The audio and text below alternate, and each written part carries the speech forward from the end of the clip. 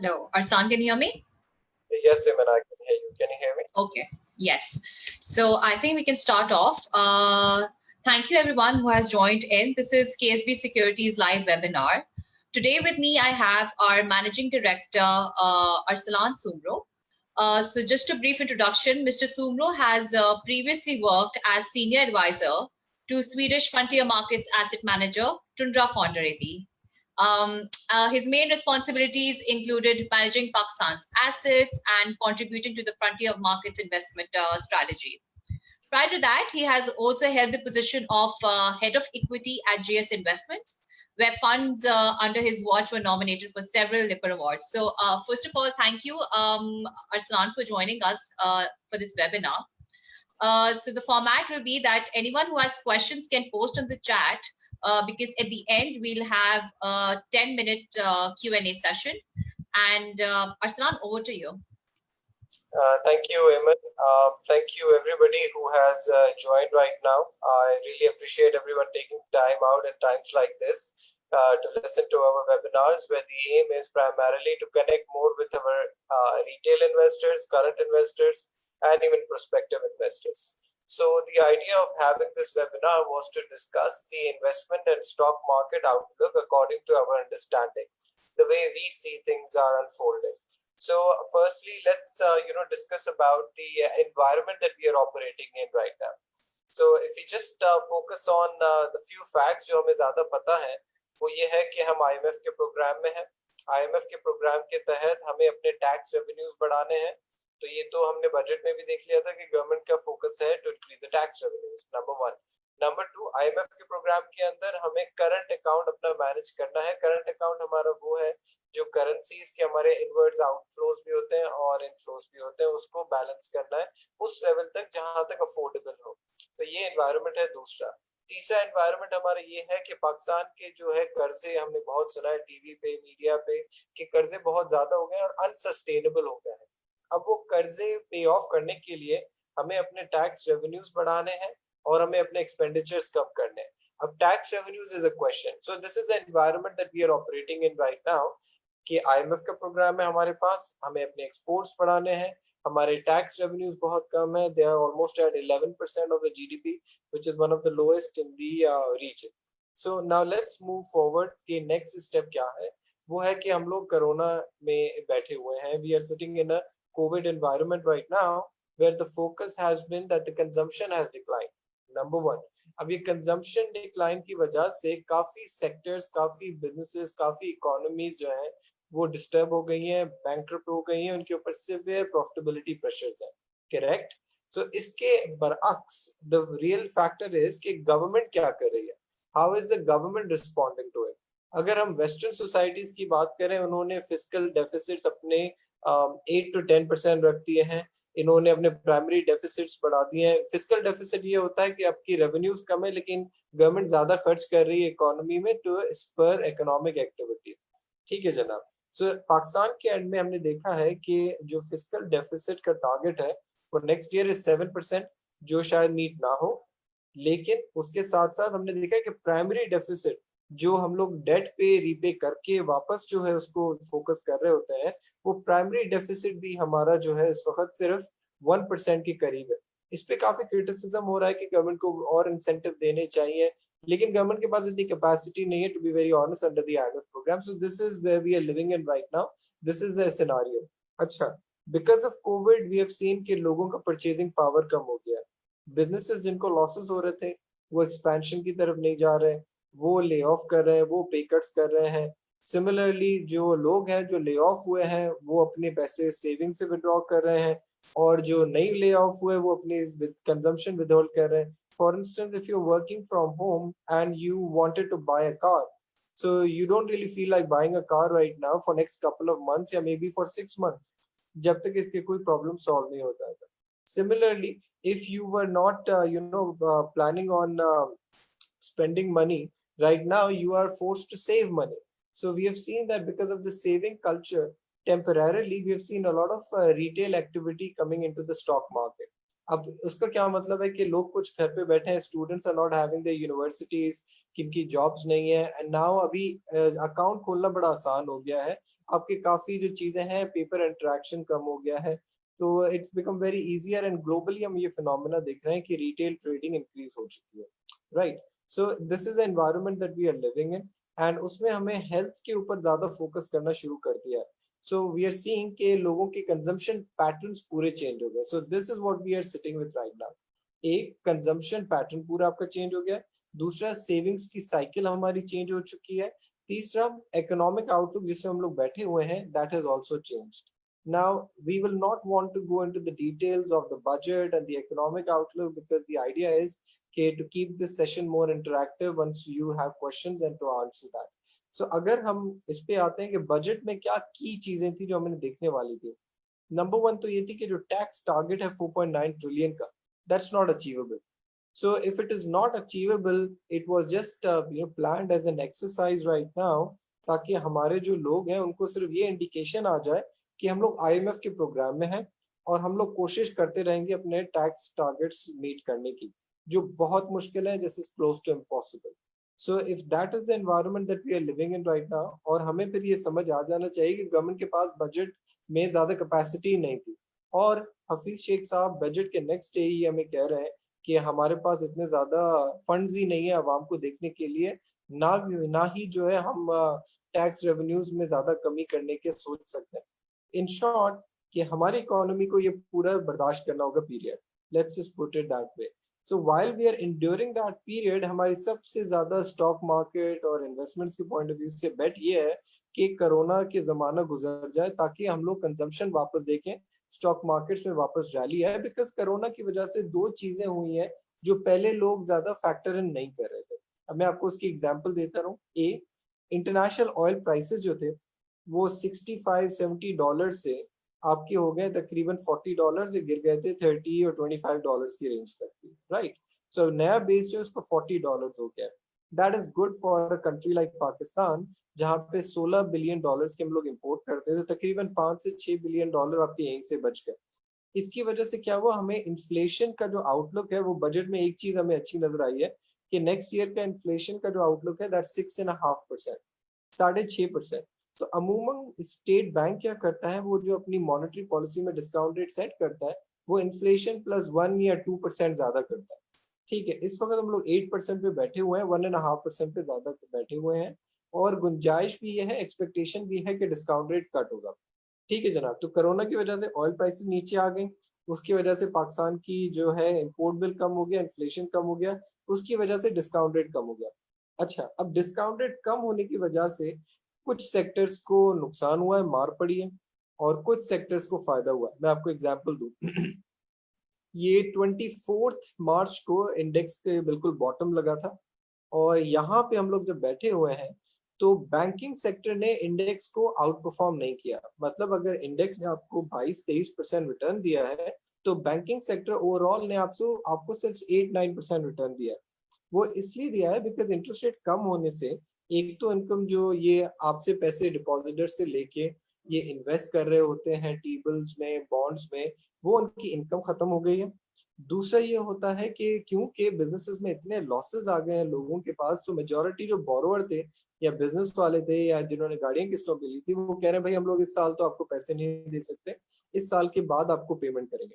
तो ये जो रिस्क ऑफ इन्फेक्शन या कहते हैं रिस्क ऑफ प्रोविजनिंग, या उनको अपने लॉसेस को जो है अपने लोन्स को लॉसेस में बनेंगे, तो इसकी वजह से काफी हमने बैंक्स देखे हैं वो 10 ईयर लो वैल्यूएशन पे।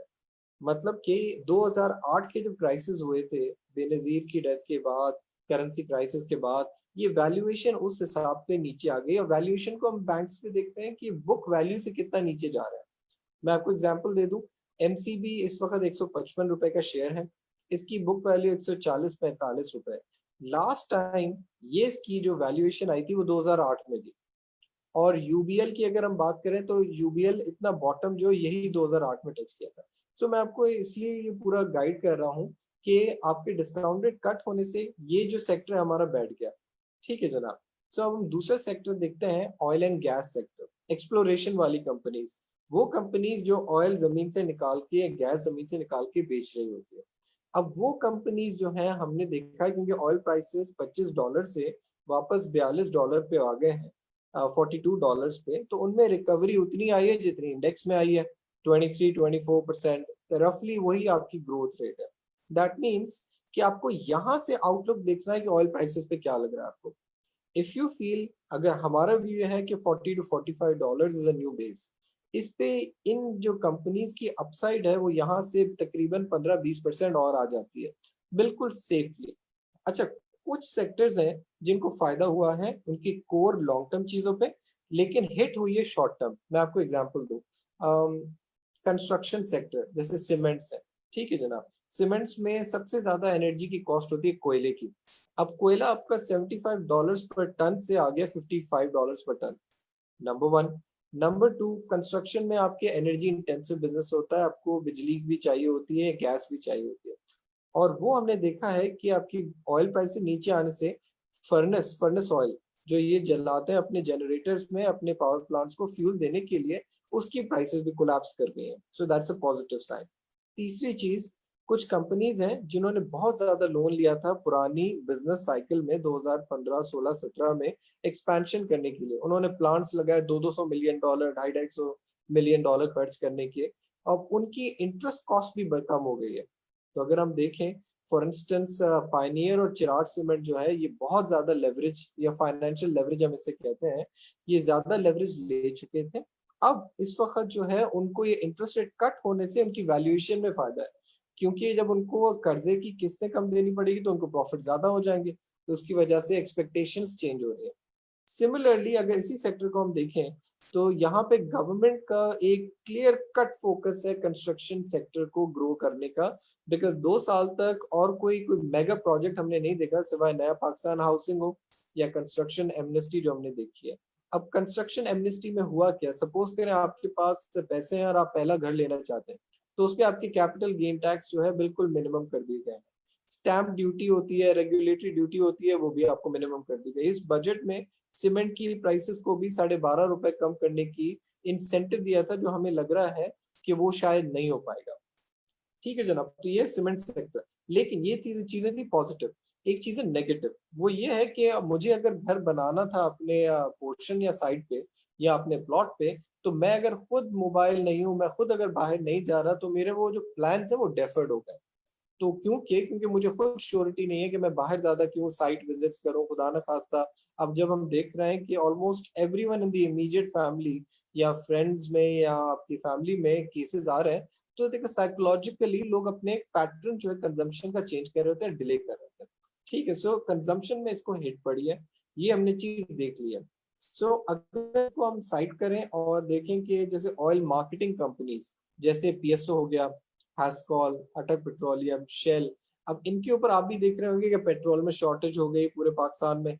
अब वो क्यों कह रहे हैं, वो कह रहे हैं कि जब पेट्रोल जिस प्राइस पे वो बेचना पड़ रहा है, वो जो फॉर्मूला है वो अप्रैल की लो प्राइसेस को देख रहा है, तो एक एक लीटर पे 15-16 रुपए उनको लॉस हो रहा है।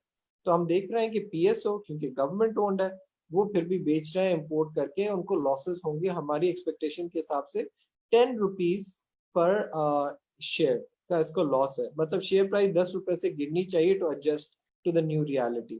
ठीक है, ये हमने देख लिया कि ओएमसीज को लॉसेस हो रहा है। लेकिन ये हमने 2015, 16, 17 में भी देखा था, जब इकोनॉमिक ग्रोथ आती है और ऑयल प्राइसेस नीचे थी, तो लोगों की डिमांड बढ़ जाती है।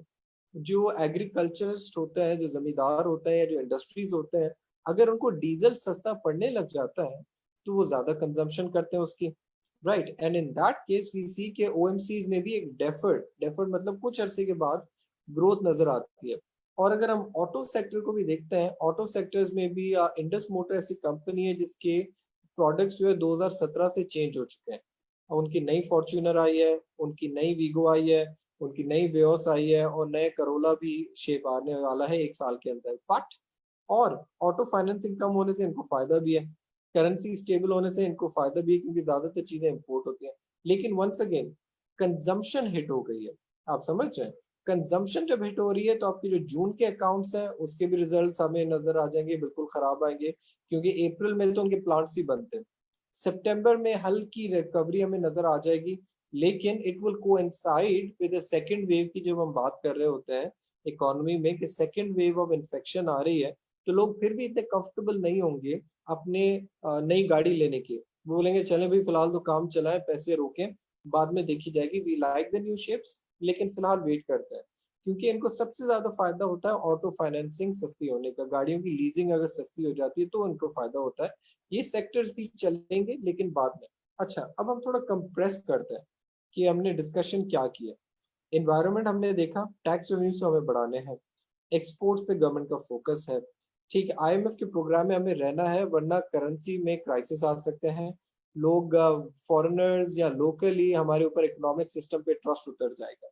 ठीक है, ये एनवायरनमेंट था हमारा। इस एनवायरनमेंट के अंदर हमने देखा है कि ऑयल प्राइसेस नीचे हो गए, इंटरेस्ट रेट नीचे हो गए और कम होने की बातें हो रही है। इसके कुछ बेनिफिशियरी सेक्टर्स हैं और एक कुछ सेक्टर्स ऐसे हैं जो इसको नुकसान हो रहा है, जिनकी हमने बात की, जैसे बैंकिंग सेक्टर है, इतना नुकसान होने के बावजूद भी ये बिल्कुल नीचे चल रहे हैं, 10 ईयर लो वैल्यूएशन पे चल रहे हैं। इसके आउटलुक पे हम बात करेंगे इन Q&A सेक्टर। सिमिलरली हमने ऑयल मार्केटिंग कंपनीज को भी ऊपर से इंडस्ट्री आउटलुक टच किया है कि what is happening to the oil marketing companies is because A they are having inventory losses and B, they are having a lot of regulatory embarrassment because they were probably involved in the petrol shortage which has been created, right? So अगर हम इसको नट shell में करते हैं तो आज के investor को स्ट्रैटेजी अपनी ये करनी चाहिए कि अपने होराइजन डिसाइड करें। सबसे पहले मैं आपको एग्जांपल दूं, ये जो सस्ती हो गई कंपनी कंजम्पशन के हिसाब से, वैल्यूएशन के हिसाब से, इन कंपनीज में भी जो आपकी अपसाइड आएगी वो 2-3 साल बाद आएगी जब आपकी कंजम्पशन बढ़ने लगेगी। और कंजम्पशन बढ़ने आपकी तब लगेगी, जो हमें लग रहा है वो ये है जब इफेक्टिव वैक्सीन आएगी। वो मेजोरिटी की अलग एक्सपेक्टेशन है, दिसंबर टू मार्च तक हो रही है, ठीक है। तो अगर आज आप इन स्टॉक्स में लेंगे यू विल सी कि सस्टेन्ड रैली इसकी शायद नहीं है।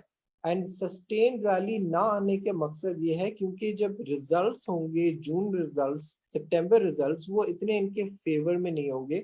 अब हम बोलेंगे कि हमने 200 रुपए का शेयर लिया है जो सिर्फ साल का 10 रुपए कमा रहा है इस साल का, राइट? तो लोग बोलेंगे बहुत एक्सपेंसिव है, लेकिन आपको देखना है कि 3 साल आगे यही 200 रुपए का शेयर 40 रुपए की या 45 रुपीज की ईपीएस कमाएगा, right? So that means we have to look into that कि फॉरवर्ड लुकिंग हमें होना चाहिए अगर इन सेक्टर्स में रहना है। दूसरी चीज आप ये देखें कि आपका बिलीफ क्या है। अगर आपका बिलीफ इकोनॉमिक ये कहता है कि ऑयल प्राइसेस $70 की होंगी, $80 की होंगी, सो इन दैट केस तो आप एक्सप्लोरेशन कंपनीज देखें। हम आपको केएसबी की रिसर्च जो है आपको सेंसिटिविटी प्रोवाइड करती है कि भाई $60 पे इसकी अर्निंग होगी 30 रुपए, एक शेयर है 90 रुपए का, वो 30 रुपए कमाएगा।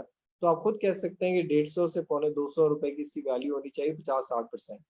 लेकिन व्हाट वी एडवोकेट यू इसके आप अपने होराइजन जो है वो थोड़ा 2 से 3 साल रखें।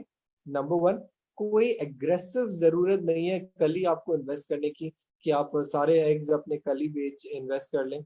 नंबर थ्री, आप डाइवर्सिफाई करें। देखिए मैं आपको एग्जांपल देता हूँ, अगर आपने 15 लाख रुपए इन्वेस्ट किए और वो आपको कुछ अरसे तक 17-18 लाख रुपए नजर आ रहा है, then there is a market volatility. जैसे हमने देखा था कि बलूचिस्तान नेशनल पार्टी मैंगल साहब की, उन्होंने कहा कि हम कोalition से विड्रॉ करेंगे। जब वो कह रहे कोalition से विड्रॉ करेंगे मतलब उसमें गवर्नमेंट की लेजिटिमेसी को भी सवाल आ जाता है कि वो सर्वाइव कर पड़ेगी नहीं। तो मार्केट हमने देखा क्रैश करते।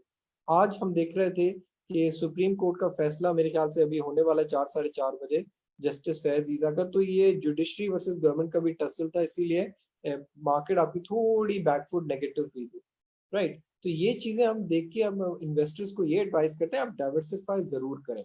अगर ये 17 लाख रुपए आप नए इन्वेस्टर्स हैं और 17 लाख के आपके 10 से 11 लाख हो गए, देन नेचुरली आपका कॉन्फिडेंस हिट हो जाता है और फिर आप कहते हैं यार इसको रिकवर कैसे करूं। फिर आप जो है आपके अग्रेसिव चीजें और करते हैं और आप ज्यादा रिस्क लेते हैं जो लेना नहीं चाहिए। और प्लीज इन अ नटशेल मैं आपको ये कहूँ कि आप पेनी स्टॉक से थोड़ा अवॉइड ही करें। देखें कोई शेयर जो है 5 रुपए का, 6 रुपए का, इसका मतलब ये नहीं कि वो सस्ता शेयर है, उसका मतलब ये है कि वो पर शेयर उसकी वैल्यू सस्ती है। मैं आपको एग्जांपल दूं, 1 लाख रुपए के मैं आपको 5,000 के नोट दे दूं 20, या आपको 10 रुपए के नोट दे दूं 10,000, बाद वो 1 लाख रुपए ही है। तो कंपनी की वैल्यू देखी जाती है जो price into number of shares है। Penny stocks are very volatile and doesn't necessarily mean कि बिजनेसेस में टर्न अराउंड हो रहा है। हाँ, अगर आपको लगे कि बिजनेस में टर्न अराउंड हो रहा है और चीजें थोड़ी इंप्रूवमेंट की तरफ जा रही हैं, तब आप उसमें एक्सपोजर ले सकते हैं। But on the other hand, don't bet all your eggs on one basket. So ऐसे नहीं करें।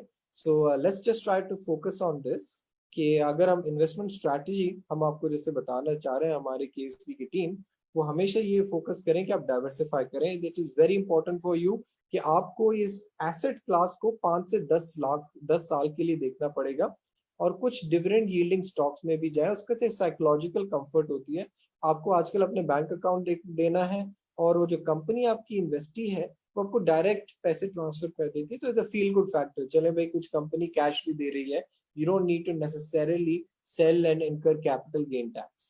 So I think I would like to conclude with this note, and let's open the forum for a few questions because the opportunity is कि आपसे बात करी जाए।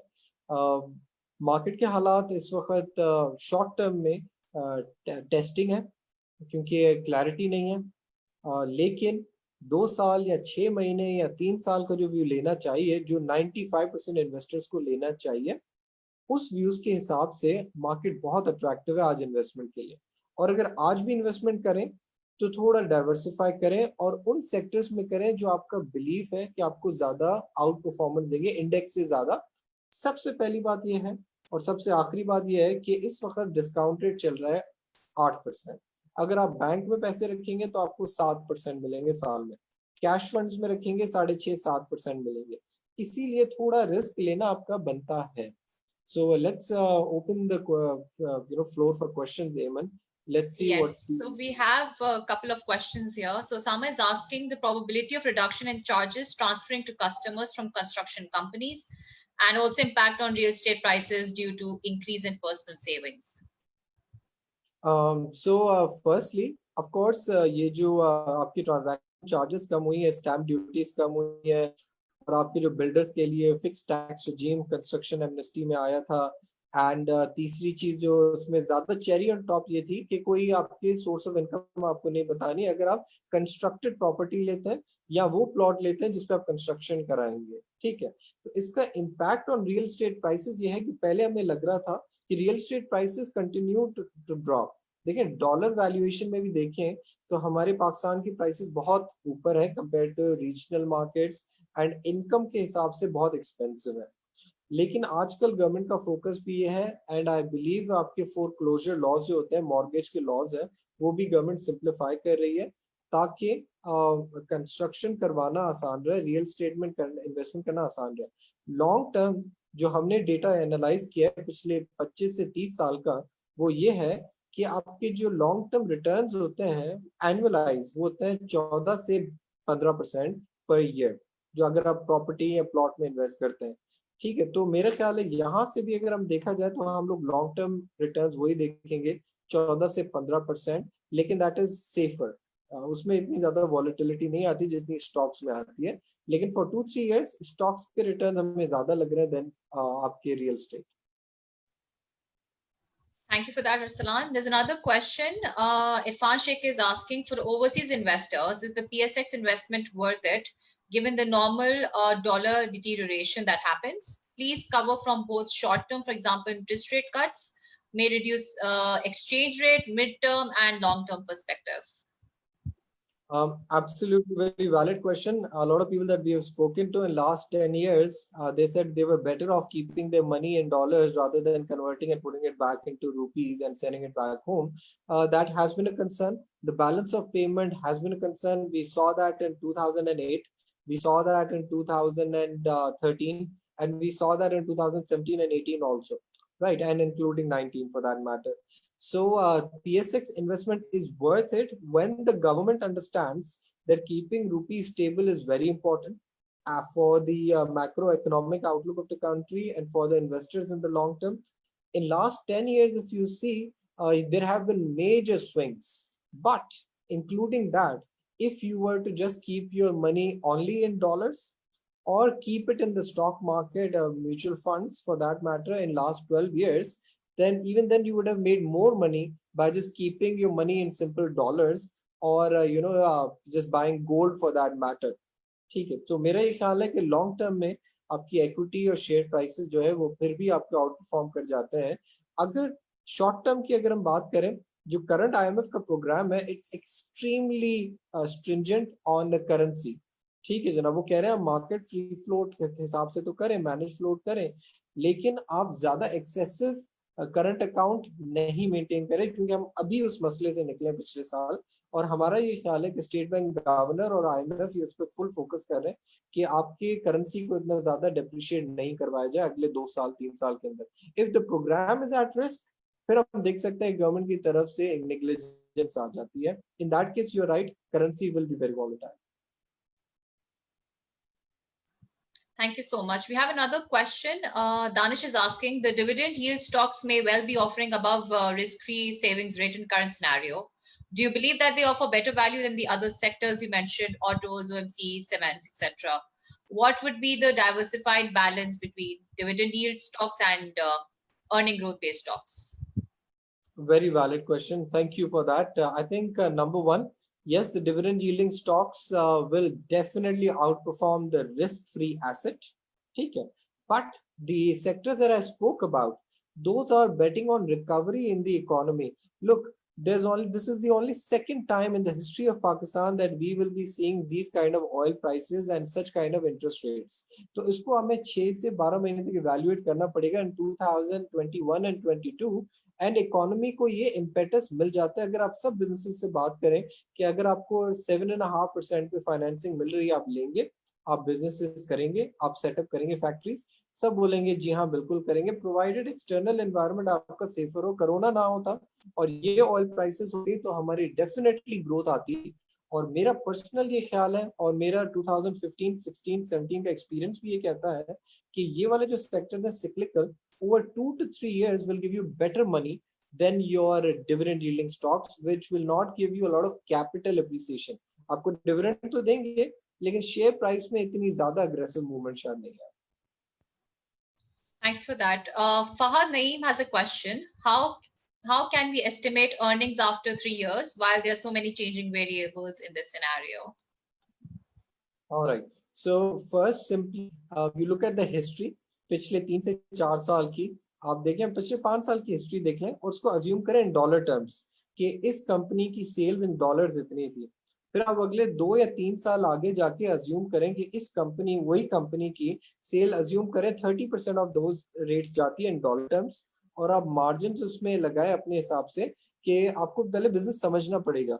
कोल का अगर हम हमसे आउटलुक पूछेंगे, हम ये नहीं कहेंगे कि $100 का कोल हो जाएगा। ऑयल का पूछेंगे तो हम ये नहीं बोलेंगे कि $100 का ऑयल हो जाएगा।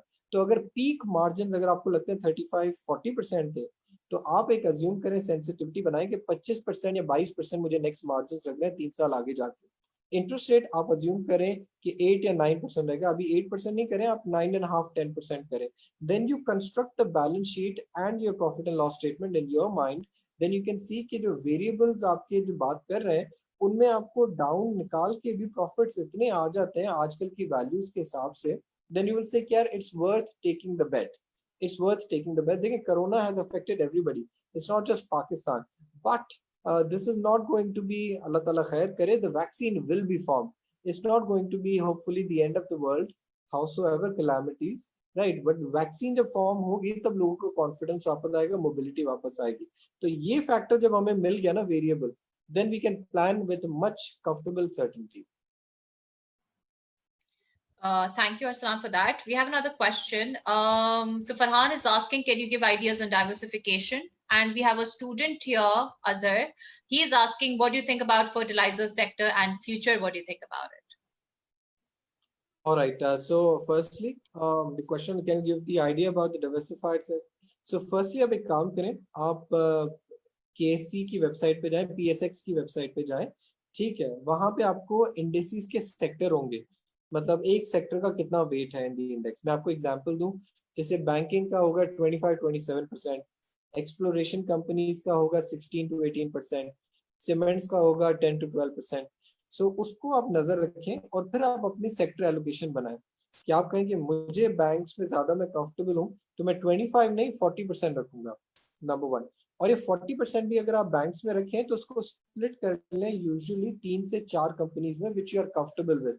आप कहें कि नहीं मेरी अंडरस्टैंडिंग के हिसाब से नेशनल बैंक जो है इसमें इतनी ग्रोथ नहीं आती जो मीजान बैंक में आती है इन लास्ट 10 years, उसको भी आप पर सेक्टर एक आप एक्सपोजर लिमिट लगा लेंगे 40% इन वन सेक्टर, और एक स्क्रिप्ट की लिमिट लगा देंगे 15 to 20% इन वन स्क्रिप्ट।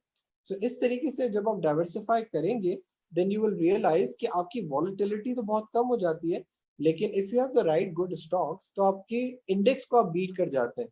देखिए म्यूचुअल फंड्स को भी आप पैसे देते हैं 2% एवरी ईयर, लाख पे 2,000 आपसे मैनेजमेंट फी लेते ही हैं कि हम इंडेक्स को बीट करेंगे।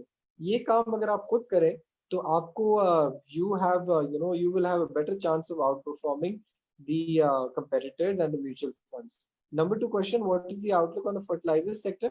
I think the fertilizer sector is very much under the focus of the government.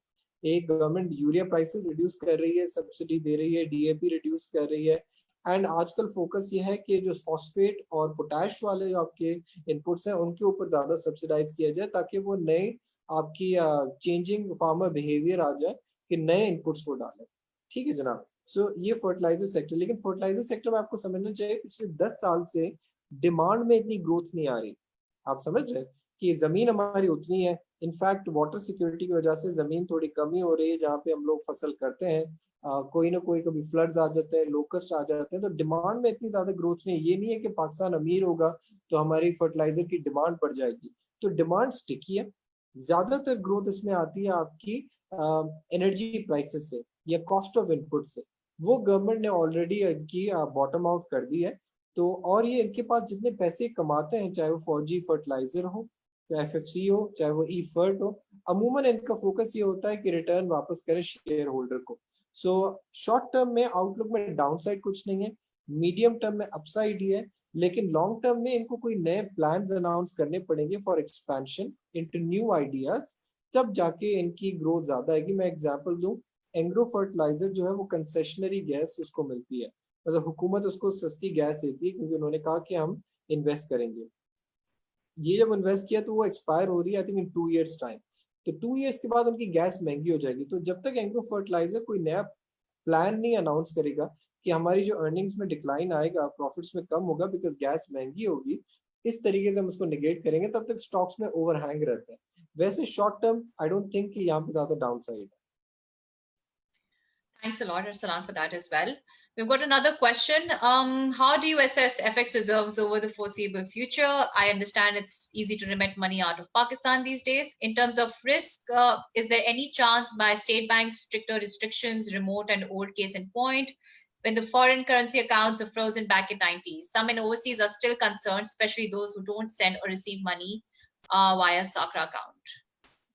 All right. So firstly, the outlook on the FX reserves is not that great, we'll be very honest, because your funding sources have dried up. In times like this, if government of Pakistan goes to issue a Eurobond or a Sukuk, they will find it very hard to get a respectable yield for that, and they will be priced it very expensively because people are just not willing to invest. Although the declining interest rates globally have increased the appetite, but there are a lot of questions on the frontier and emerging markets. So that aspect of yours has already been dried up. Number two, remaining in IMF is a must. So the fact that we try to increase our tax revenues and give it message to the IMF and the other lenders that we are trying to get our house in order, it will open up more tranches for us in the foreseeable future in the short term. So where we are sitting right now of FX reserves of 10 billion for State Bank, I feel that we will start going to 11 and a half in the next couple of weeks once we have money pouring in, and the money will pour in. There is a risk on the remittances side, that's a sustainable decline. But on the other hand, exports are gradually picking up from March to April and May, and we expect June to be picking up as well, but not to a higher base. There will still be a yearly contraction, but that would be offset by falling oil prices. We must take that into consideration also. And your last question was, if there is a possibility of government, imposing more capital controls so that the money couldn't travel out of Pakistan. I personally feel as long as we are in the IMF program, number one, and as long as we are not getting blacklisted by FATF, number two, the chances are very low of government imposing any capital controls. It hasn't been done so far in the other frontier economies. such as which are comparable. There is capital control mildly in Egypt, but there are other economies where without the capital control also they are keeping their currency manageable. And I don't think the government would want to experiment that. We saw that when the corona struck, the government decided to keep the stock market open also, despite the technical changes. So I think the government has learned a lesson on this, and we have seen there are improvements in the FATF also, enforcements. So I personally wouldn't want to bet on that कि हमें capital controls नजर आ जाए. Thanks a lot. There's another one, and I'll kind of combine this. A lot of people are asking if there's any major correction expected, like they're asking the rock bottom and all of that. I wish we all knew, but like, how do you see the index going in July and August, considering that the corona numbers are expected to rise? So there's one thing for sure, that the corona numbers are increasing, and the government is now being very honest about it as well, because the testing capacity has increased. So that is impacting almost everybody. I personally feel that there are certain stocks which have gone up too fast, such as the cyclical sectors and the expectation of a 3-year recovery that we are discussing. But that said, there is a room for correction in these stocks also. Now, if that is coupled with any political news or any structural news about Pakistan having a falling reserves or the currency falling aggressively, seeing a disorderly movement, or even say oil prices crashing very aggressively next couple of days, those sectors can pull the index down. So when we do see a correction, so you're right, it will be a correction, it will not be a collapse. So by that I mean the index has a downside of good 2 to 2,500 from here also. But if you remain put, in 3 to 6 months, you are seeing an upside of 5 to 8,000. Thank you.